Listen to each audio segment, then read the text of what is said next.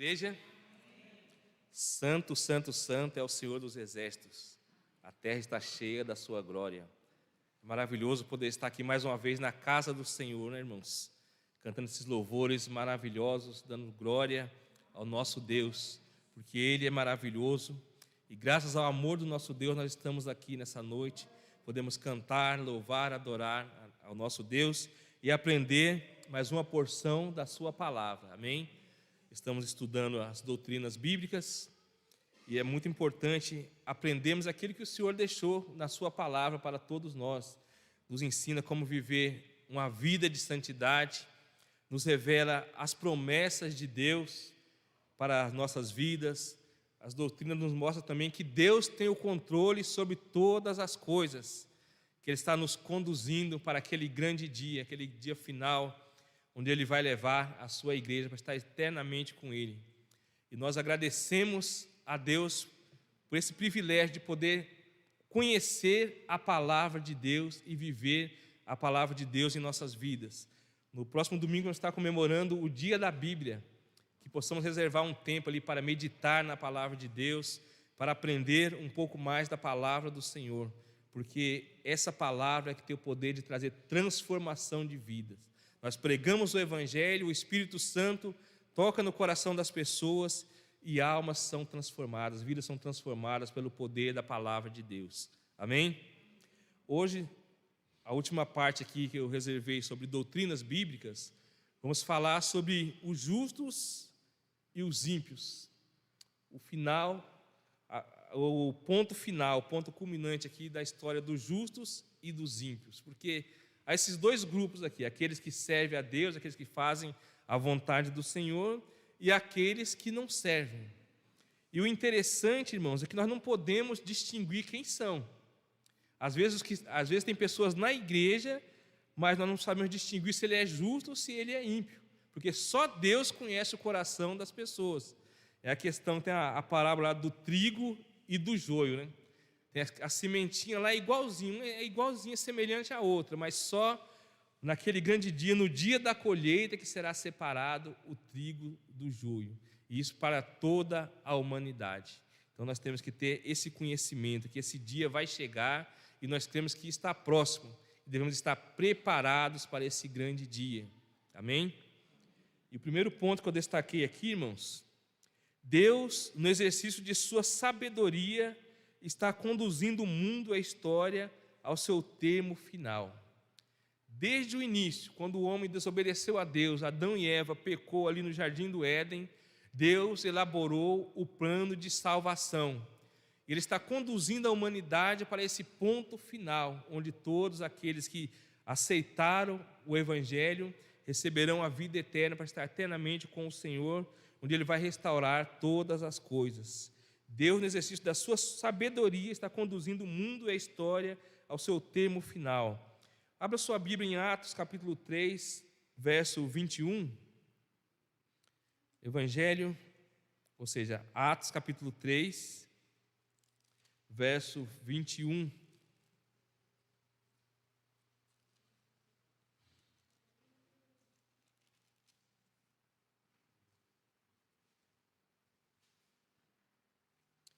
É necessário que ele permaneça no céu, até que chegue o tempo em que Deus restaurará todas as coisas, como falou há muito tempo por meio dos santos profetas. É necessário que Jesus permaneça lá no céu. Ele está à direita de Deus, é Ele que intercede por nós. Quando Jesus morreu e ressuscitou, Ele falou: é-me dado todo o poder, toda a autoridade nos céus e na terra. E deixou a ordem para o seu povo, para os discípulos, para pregar o Evangelho, para ensinar-lhe todas as nações. Ele haveria de permanecer ali no céu, até que todas as coisas serão restauradas. Tudo será colocado debaixo ali dos seus pés, dos cabelos dos seus pés. Igual, vou ler novamente aqui o versículo.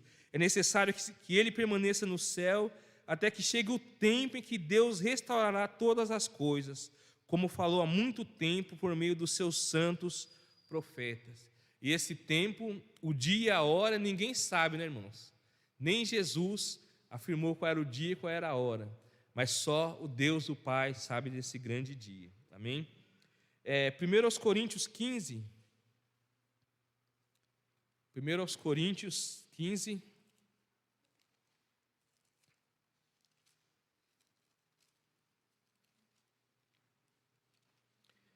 Verso 24 até o 28. Então virá o fim, quando ele entregar o reino a Deus, o Pai, depois de ter destruído todo o domínio, toda a autoridade, todo o poder, pois é necessário que ele reine até que todos os seus inimigos sejam postos debaixo de seus pés.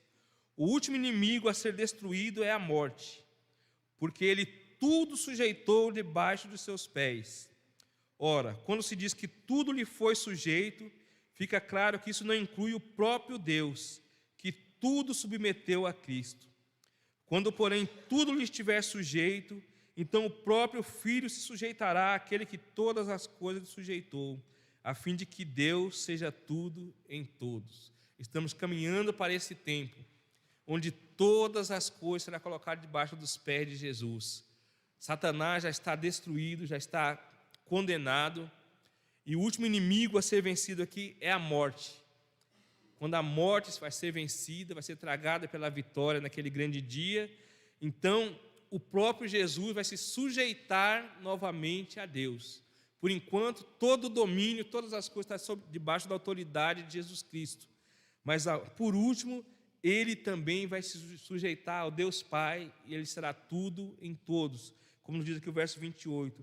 Quando, porém, tudo lhe estiver sujeito, então o próprio Filho se sujeitará àquele que todas as coisas lhe sujeitou, a fim de que Deus seja tudo em todos. Vai ser um domínio só. Não haverá presidente, não haverá reis, não haverá líderes, mas Deus governará todo o seu povo. Será um reino de paz, um reino de justiça naquele grande dia. Amém, meus irmãos? E nós aguardamos com alegria esse dia maravilhoso que Ele preparou para todos nós. Efésios, capítulo 1, no verso 9 e o verso 10.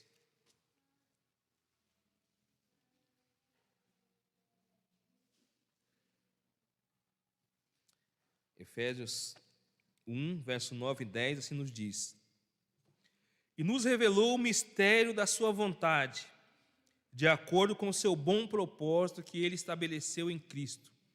Isto é, de fazer convergir em Cristo todas as coisas, celestiais ou terrenas, na dispensação da plenitude dos tempos. Todas as coisas vão convergir em Cristo. E a Bíblia fala que naquele dia todo joelho se dobrará e toda língua confessará que Jesus Cristo é o Senhor. Até mesmo aqueles que o traspassaram, até mesmo aqueles que o mataram, vai ter que se prostrar diante de Jesus. Tanto os bons quanto os maus vão se prostrar diante de Jesus e vai reconhecer que Ele é o Senhor de todas as coisas. Amém? Segundo ponto, em cumprimento à sua promessa, Jesus Cristo voltará a este mundo pessoal e visivelmente em grande poder e glória.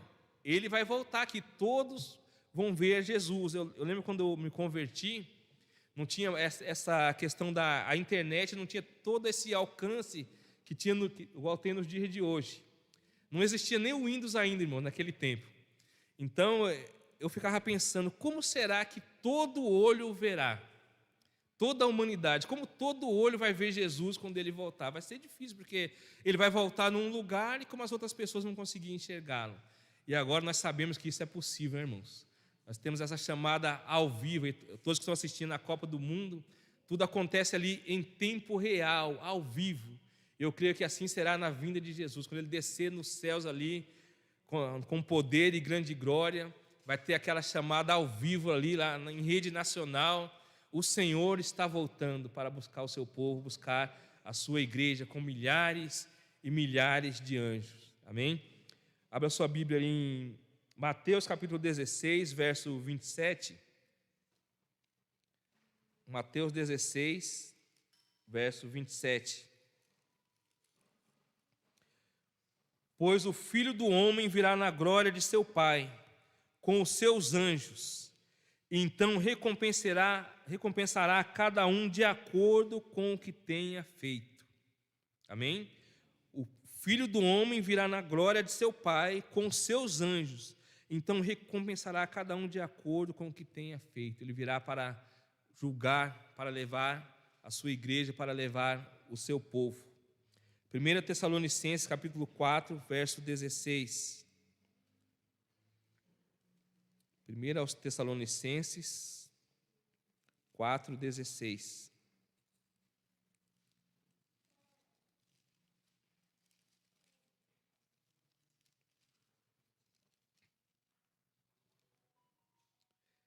Se cremos que Jesus morreu e ressurgiu, cremos também que Deus trará mediante Jesus e com ele aqueles que nele dormiram.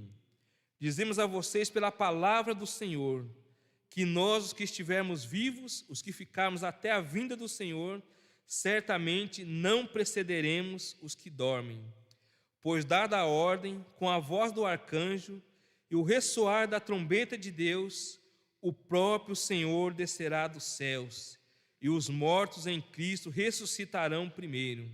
Depois nós, os que estivermos vivos, seremos arrebatados com eles nas nuvens, para o encontro com o Senhor nos ares.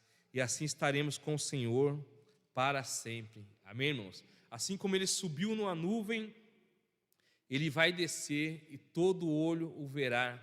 E a igreja vai estar ali de braços abertos, esperando o Senhor. E aqueles que morreram em Cristo ressuscitarão primeiro. Os que morreram, que não aceitaram Jesus, só vão ressuscitar depois do milênio. Mas o importante é que os que estiverem vivos vão encontrar o Senhor nos ares. Você vai estar, vamos supor que você está aqui na igreja louvando a Deus, e o Senhor descerá nos ares, nas nuvens, com milhares e milhares de anjos, e você já vai ser arrebatado para encontrar o Senhor nos ares. E aqui fala que estaremos para sempre com o Senhor, estaremos para sempre com Ele. Amém, irmãos? É uma alegria muito grande, é uma bênção muito grande que o Senhor reservou, que Ele preparou para nós naquele grande dia. Por isso que devemos pregar o Evangelho, devemos anunciar, para que milhares e milhares de pessoas possam estar conosco ali, encontrando com o Senhor naquele dia que Ele preparou para a sua igreja. Amém?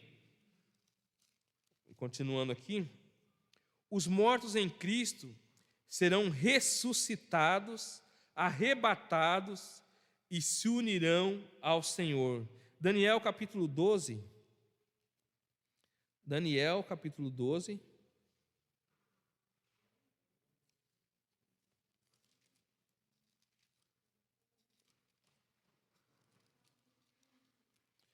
Vamos ler o verso 2 e o verso 3.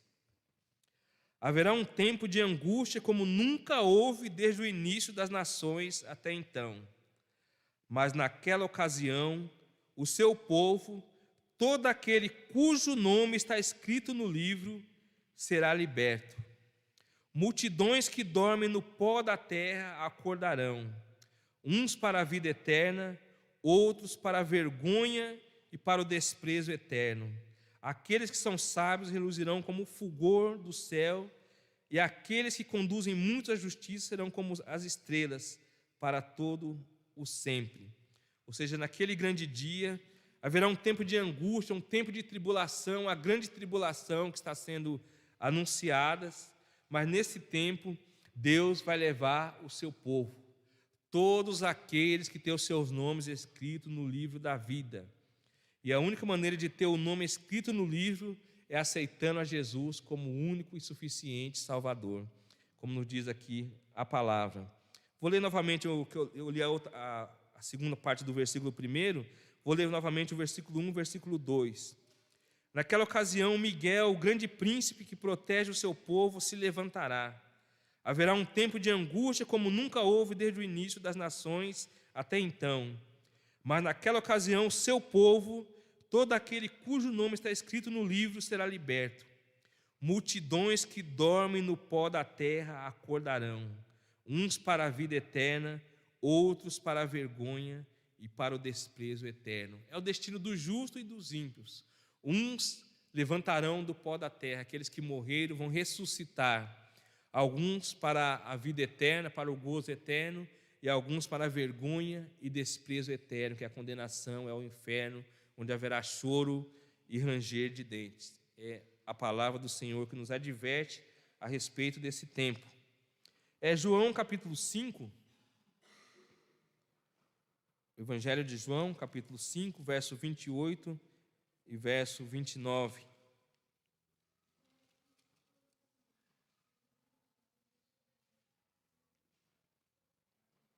Aqui Jesus, falando ali para as pessoas que estavam ali, ouvindo a mensagem que ele estava transmitindo. Aí ele fala: não fiquem admirados com isto, pois está chegando a hora em que todos os que estiverem nos túmulos ouvirão a sua voz e sairão. Os que fizeram o bem ressuscitarão para a vida, e os que fizeram o mal ressuscitarão para serem condenados. Aqui, quando Jesus der a ordem, e quando fala os que fizeram o bem, não é porque as pessoas serão salvas através das boas obras. Os que fizeram o bem é que aceitaram Jesus e tiveram uma vida de compromisso, uma vida de santidade, uma vida que agradou a Deus. E assim ressuscitarão para a vida eterna. E os que fizeram o mal são aqueles que não aceitaram Jesus, não receberam o Evangelho, não aceitaram no coração a palavra de Deus e continuaram vivendo de acordo com a sua vontade, de acordo com os seus pensamentos, e não levaram a sério a palavra que foi pregada para todos eles. É que fala: e sairão, os que fizeram o bem ressuscitarão para a vida, os que fizeram o mal ressuscitarão para serem condenados. É a palavra de Deus e vai acontecer, mais cedo ou mais tarde vai acontecer, e nós cremos que já está próximo esse grande dia. Os mortos sem Cristo também serão ressuscitados. Os que morreram em Cristo ressuscitarão primeiro, como eu falei. Os que morreram, que não aceitaram Jesus, vão ressuscitar depois do milênio. E aqui no Atos capítulo 24, versículo 15, é a confirmação dessa palavra. Atos 24, verso 15. E tenho em Deus a mesma esperança desses homens, de que haverá ressurreição tanto de justos como de injustos. Essa é uma certeza que nós temos. Haverá ressurreição tanto de justos como de injustos, só que de uma maneira diferente. Conquanto os crentes já estejam justificados pela fé, todos os homens comparecerão perante o tribunal de Jesus Cristo para serem julgados, cada um segundo as suas obras. Pois através destas é que se manifestam os frutos da fé ou os frutos da incredulidade. Todos vão comparecer perante o tribunal de Cristo, quer sejam cristãos ou não, quer sejam aqueles que aceitaram a Jesus ou não, todos vão comparecer perante o tribunal de Cristo. Mas a nossa vantagem, irmãos, é que vamos comparecer não para a condenação eterna, vamos comparecer para ser julgados, para receber o galardão, que é a recompensa de acordo com as suas obras. Alguns vai ser obras de ouro, outros obras de prata, outros obras de palha. Alguns vão ser salvos como pelo fogo, como diz o apóstolo Paulo. Tem alguns que não vai fazer quase nada, vai ter apenas aceitado Jesus. Mas Jesus vai falar: vou dar uma chance para você. Você não fez quase nada, mas vou te dar uma chance porque você me aceitou. Mas o importante, irmãos, é você fazer o máximo que você puder para receber essa recompensa, esse galardão. Embora só o fato de estar ali com Jesus já é uma recompensa enorme, não é verdade, irmãos? Mas vamos nos esforçar para fazer a obra do Senhor com excelência, da melhor maneira possível. Abra sua Bíblia em Mateus capítulo 13. Mateus capítulo 13, do versículo 49 até o versículo 50.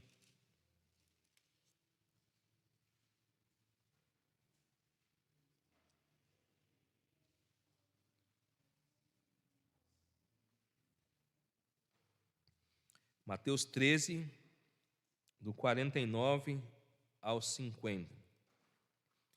Assim acontecerá no fim desta era. Os anjos virão, separarão os perversos dos justos e lançarão aqueles na fornalha ardente, onde haverá choro e ranger de dentes. Aqui Jesus explicando uma parábola, que é como uma pessoa que lança uma rede no mar, e nessa rede vem todo tipo de peixe. Ele é separado os bons daqueles que são aproveitados, daqueles que são ruins. Assim será também na vinda do Senhor. Ele vai separar os bons dos ruins para receber a vida eterna naquele grande dia. Assim acontecerá no fim desta era. Os anjos virão, separarão os perversos dos justos e lançarão aqueles na fornalha ardente, onde haverá choro e ranger de dentes. Eu vou ler também a explicação da parábola do joio, que é mais ou menos a mesma coisa. É o capítulo 13, a partir do verso 36. Então ele deixou a multidão e foi para casa. Seus discípulos aproximaram-se dele e pediram: explica-nos a parábola do joio no campo. Ele respondeu: aquele que semeou a boa semente é o Filho do homem. O campo é o mundo, e a boa semente são os filhos do reino. Os joios são os filhos do maligno. O inimigo que o semeia é o diabo. A colheita é o fim desta era, e os encarregados da colheita são os anjos. Assim como o joio é colhido e queimado no fogo, assim também acontecerá no fim desta era. O Filho do homem enviará os seus anjos, e eles tirarão do seu reino tudo que faz cair no pecado, e todos que praticam o mal. Eles os lançarão na fornalha ardente, onde haverá choro e ranger de dentes. Então os justos brilharão como o sol no reino de seu Pai. Aquele que tem ouvidos, ouça. É muito sério, irmãos. A palavra de Deus é muito séria. Porque, como ele falou aqui, o trigo e o joio são idênticos. Não tem como discernir. Nós não temos condição de discernir e separar quem é bom e quem não é. Mas os anjos de Deus vai separar naquele grande dia. E aqueles que realmente forem trigo serão recolhidos no celeiro do Senhor. Os que forem joio serão queimados na fornalha ardente, com aquele fogo que nunca se apaga. É o que a palavra de Deus nos adverte. 2 Coríntios 5, verso 10. 2 Coríntios 5, 10.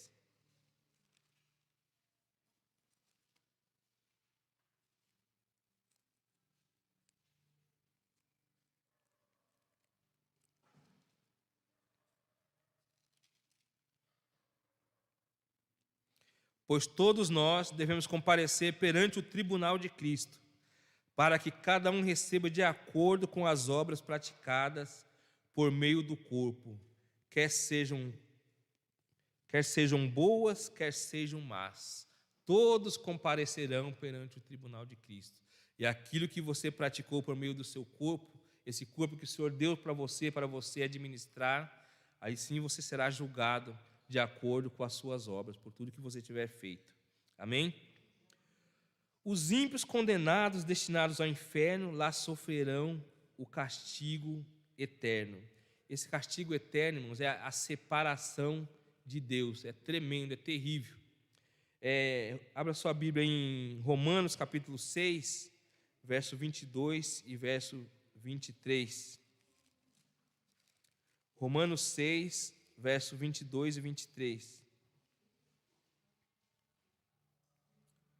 Mas agora que vocês foram libertados do pecado e se tornaram escravos de Deus, o fruto que colhem leva à santidade, e o seu fim é a vida eterna. Amém? Nós que fomos libertados por Jesus, se tornamos servos de Jesus Cristo, o fruto que nós colhemos desde já nos conduz para a santidade, e essa vida de santidade nos leva para a vida eterna juntamente com o Senhor. Amém? Por quê? Verso 23. Pois o salário do pecado é a morte, mas o dom gratuito de Deus é a vida eterna em Cristo Jesus, nosso Senhor. Aqueles que não aceitaram a Jesus, a recompensa deles será a morte. A recompensa pelo pecado será a morte. Mas a nossa recompensa, o dom gratuito, o presente de Deus para nós, é a vida eterna por intermédio de Jesus Cristo. Amém? Apocalipse capítulo 20. Aqui já é o o julgamento final, o julgamento do grande trono branco.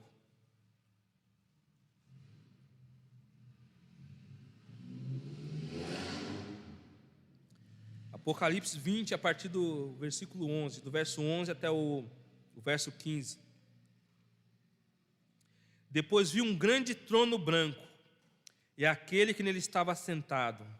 A terra e o céu fugiram da sua presença, e não se encontrou lugar para eles. Vi também os mortos, grandes e pequenos, em pé diante do trono, e livros foram abertos. Quando fala grandes e pequenos, não é que é de baixa estatura e alta estatura, quer dizer, aqueles que, os pobres e os ricos, aqueles que não têm muito poder aquisitivo e aqueles que são milionários. Vai estar lá grandes e pequenos, todo tipo de pessoas vai estar ali diante de Deus naquele grande dia, perante o grande trono branco. E os livros foram abertos. Esses livros, não sabemos como vai ser esses livros, mas fala, toda a sua vida está registrada nesses livros. É que fala, outro livro foi aberto, o livro da vida. Os mortos foram julgados de acordo com o que tinham feito, segundo o que estava registrado nos livros. O mar entregou os mortos que nele havia, e a morte e o Hades, o inferno, entregaram os mortos que neles havia, e cada um foi julgado de acordo com o que tinham feito. Então a morte e o Hades foram lançados no lago de fogo. O lago de fogo é a segunda morte. Aqueles cujos nomes não foram encontrados no livro da vida foram lançados no lago de fogo. Aqui é a condenação eterna. Esse lago de fogo é um lugar preparado para o diabo e seus anjos, mas também para todos aqueles que se esquecem de Deus, aqueles que não aceitaram Jesus como Salvador, aqueles que não têm os seus nomes escritos no livro da vida. E a única maneira de ter o nome escrito no livro da vida é aceitando Jesus como Salvador, porque Ele veio, morreu, derramou o seu sangue e ressuscitou para nos salvar. E como eu falei, vamos estar lá nesse grande julgamento do grande trono branco, mas para receber a nossa recompensa, de acordo com o que fizemos no decorrer da nossa vida, principalmente depois do dia que nós aceitamos Jesus como nosso Salvador. Amém? E por último, os justos com os corpos glorificados receberão seus galardões e habitarão para sempre no céu com o Senhor. 1 Coríntios 15. 1 Coríntios 15.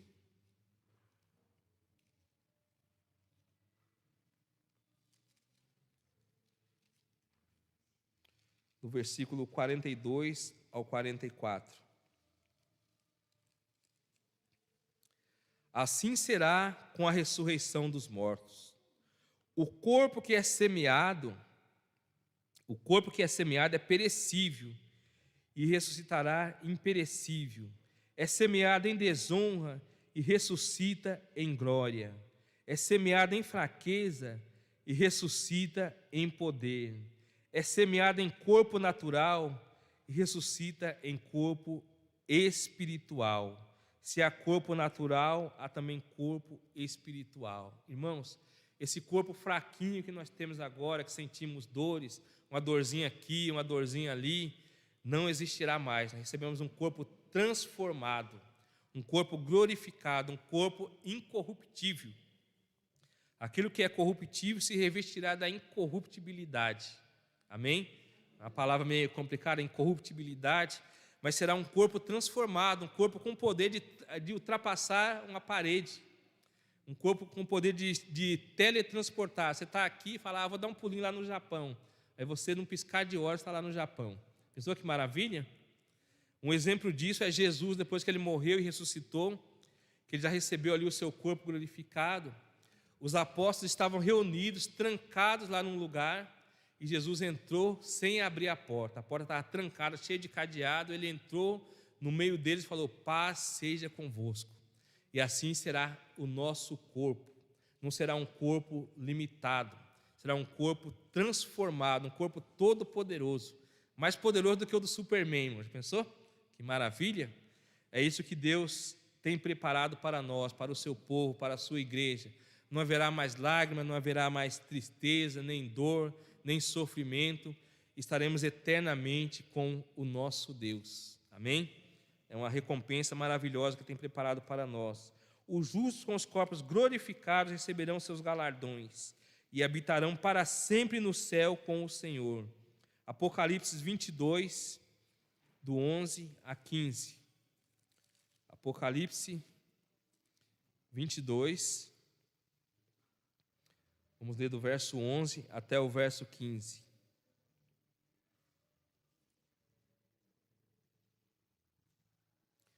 Uma advertência para todos. Continue o injusto a praticar a injustiça. Continue o imundo na imundícia. Continue o justo a praticar a justiça e continue o santo a santificar-se. Se a pessoa quer ser injusto, quer ser impuro, quer ser um ímpio, quer ser uma pessoa má, continue. Deus não está preocupado com isso. O desejo de Deus é que todos cheguem ao conhecimento da verdade e que sejam salvos. Mas se a pessoa escolher a ser uma pessoa injusta, então ele que continue e vai receber a recompensa, que é o castigo eterno, a condenação eterna. Agora, se você decidiu ser uma pessoa justa, você tem que realmente ser uma pessoa justa, porque Deus, ele não se agrada do morno. Ou você é quente ou você é frio. Você não pode ficar em cima do muro. Ou você fica de um lado ou você fica do outro lado. É por isso que a palavra está falando aqui claramente para todos entenderem. Continue injusto a praticar a injustiça. Continue imundo na imundícia. Continue o justo a praticar a justiça. E continue o santo a santificar-se. Se você é santo, santifique-se ainda mais, cada vez mais, para estar preparado para aquele grande dia, para encontrar o Senhor. Porque assim nos diz a palavra aqui no verso 12. Eis que venho em breve, e a minha recompensa está comigo, e eu retribuirei a cada um de acordo com o que fez. Eu sou o Alfa e o Ômega, o primeiro e o último, o princípio e fim. Felizes os que lavam as suas vestes, e assim têm direito à árvore da vida, e podem entrar na cidade pelas portas. Amém, irmãos? Felizes, mais que felizes, bem-aventurados, aqueles que lavaram as suas vestes no sangue do Cordeiro, aqueles que se purificaram, porque terão direito à árvore da vida. A árvore da vida é aquela que você vai comer e vai viver eternamente, aquela que tinha lá no jardim do Éden, antes de Adão e Eva pecarem e desobedecerem a Deus. E nesse momento Deus está restaurando todas as coisas, e nós teremos direito à árvore da vida. E assim nos fala, e podem entrar na cidade pelas portas, podem entrar na grande Jerusalém ali pelas portas, serão bem recebidos pelo Senhor como rei. Só que aqui tem, no versículo 15, fala a respeito daqueles que ficarão de fora, aqueles que rejeitaram ao Senhor, que não tiveram compromisso com Ele. Ficam de fora os cães, os que praticam feitiçaria, os que cometem imoralidades sexuais, os assassinos, os idólatras e todos que amam e praticam a mentira. Todos que amam e praticam a mentira, esses ficarão de fora, porque desprezaram a palavra de Deus, recusaram a palavra de Deus, recusaram o Evangelho. Então, para esses não haverá mais esperança naquele grande dia. E é uma tristeza muito grande. É por isso que o apóstolo Judas, ele nos exorta a pregarmos o Evangelho, a arrebatar as pessoas como se estivéssemos tirando eles do fogo, porque eles estão prestes a cair naquela fornalha ardente, onde não haverá mais retorno, não haverá mais volta. E a missão da igreja é pregar, é libertar as pessoas através da pregação do Evangelho. É uma missão que os anjos queriam atentar, os anjos queriam pregar, mas Deus falou, não, essa missão será dos salvos, dos santos. Nós que temos que pregar a palavra de Deus. Amém? Então, encerramos aqui essa parte de doutrinas bíblicas, e que possamos ter aprendido bastante coisa para ensinar as pessoas lá fora que não têm conhecimento, e possamos viver a palavra de Deus, porque a palavra de Deus é muito séria, irmãos. Tem muitas pessoas brincando, as pessoas não estão levando a sério, falam, Deus é amor, então eu posso viver do jeito que eu quero. Deus é amor, mas Deus é também justiça. Ele é justo. E a palavra nos fala que nada impuro vai poder estar ali diante do Senhor naquele grande dia. Amém? Então vamos levar a sério a palavra do Senhor. Nós vamos passar agora para